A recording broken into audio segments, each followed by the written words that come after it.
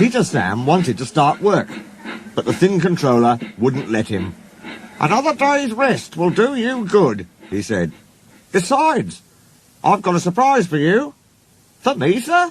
How nice, sir. What is it, sir?" "Wait and see," smiled the thin controller. The surprise was Skarloey.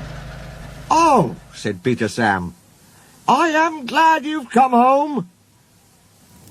They lit Skarloey's fire, and he sizzled happily. "I feel all excited," he said, "just like a young engine.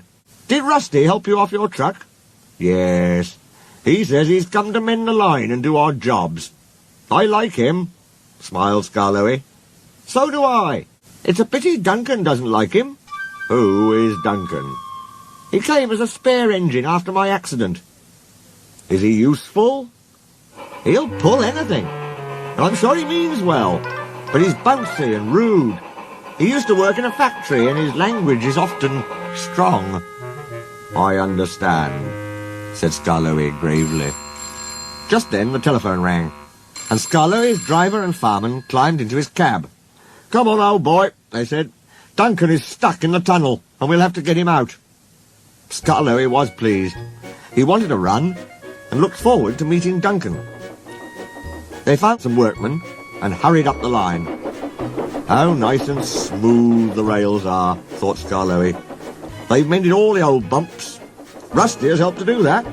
I must tell him how nice it is."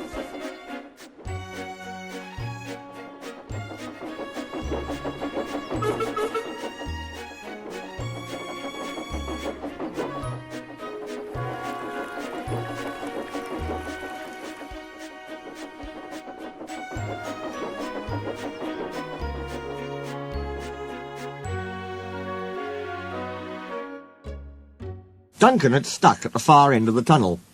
His coaches were outside, and the passengers were helping the driver and fireman to dislodge some rocks wedged between the top of his cab and the tunnel roof. Duncan was cross. "I am a plain, blunt engine," he kept saying. "I speak as I find. Tunnels should be tunnels and not rabbit holes. This railway is no good at all." "Don't be silly," snapped his driver.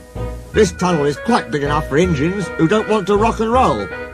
They cleared away the rocks, and Skarloey pulled Duncan and his coaches safely through. The workmen stayed to make sure all was safe.